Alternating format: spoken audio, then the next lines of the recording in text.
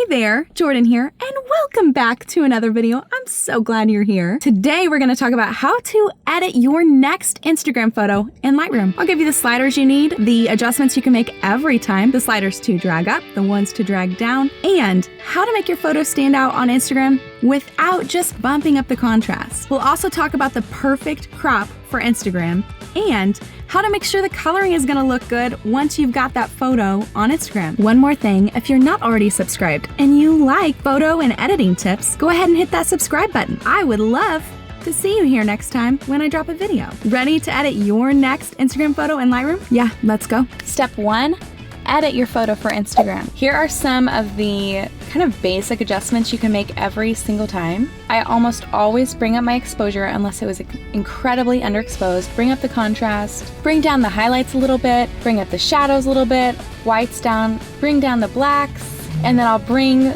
that exposure up just a little bit more. And then down here under tone curve, we can make a few adjustments. And if you actually click option, you can add points to this tone curve. So I'm gonna add points to the 3 different sections and bring this down just a little bit just to protect the white. And then maybe bring these blacks down just a little bit more. So you can kind of play around with your tone curve, and as long as you apply a point at each section of the grid, you should be able to play around without it affecting it in a bad way. That's kind of a fun section. And then a section to always look at, lens corrections.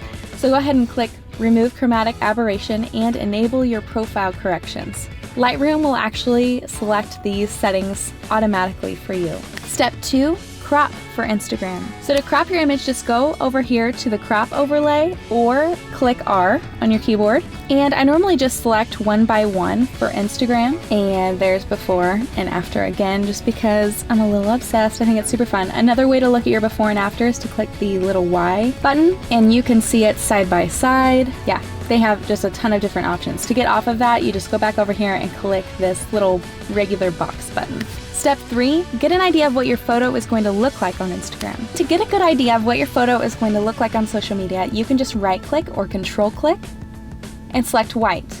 And this will show you what your image looks like on a white background. Once you've double checked this, go ahead and switch it back to dark gray. I used to just leave it on white, but I found that it's easier to find the white balance and you can just find it a lot quicker if you just leave it on dark gray because it matches the rest of Lightroom. Oh, and why am I sitting in my car, you wonder? Well, because I was gonna record in this here garden when I was gonna record in this garden, started getting all of these notifications on my phone and they're like, flash flood warning, dangerous thunderstorm. Sometimes these storms can just turn into tornadoes. So, you know, gotta watch out, gotta be good. But the storm has passed now and the rain has let up a little bit. So let's go do some video.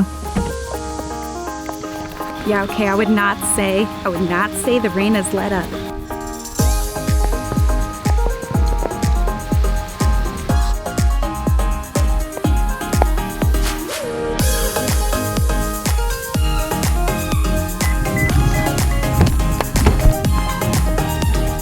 And then you know those 2 tricks I told you about? The first one is the J trick and the second is smart sharpening, and here they are. So trick number 1, go down to detail and we are gonna apply some smart sharpening. So if you hold down option, you can drag your masking up so that it's only sharpening what's in focus. So you can make this really dramatic or just a little bit of sharpening. I'm going to keep it probably right here. And then if your image needed noise reduction, you could add that as well. And the second option is to click J on your keyboard. This will highlight any troublesome areas for you, any areas that are blown out or losing the details in the whites or in the blacks. So because we've protected those highlights up here, I'm going to show you what this would look like on an image like this. So I have that J trick turned on and I'm just going to increase the exposure and you can see that it's just going to turn red as the whites blow out. And then it will turn blue as we lose the blacks. Now, as far as contrast goes, I really suggest instead of just bringing your contrast up for extra oomph, I know, oomph, is that even a word? I think that it is. I think that it is. So when you bring your contrast up, it's also going to increase your saturation. So instead of dragging the contrast up to make your image stand out a little bit more, I actually suggest to bring down the blacks. Keep your image defined and make sure that you're not losing anything in your shadows. Okay, I only got a little wet for that. I cannot wait to see your photos on Instagram looking all amazing. Tag me, okay? If you like this video, hit that thumbs up button and leave a comment with your Instagram handle. Seriously, do share your work on Instagram. We need your creative voice. Okay, I'll be back next week with another video, and don't forget your umbrella when you go shoot. Okay, yeah, I'd say it's probably good we're not out there anymore, but totally worth it.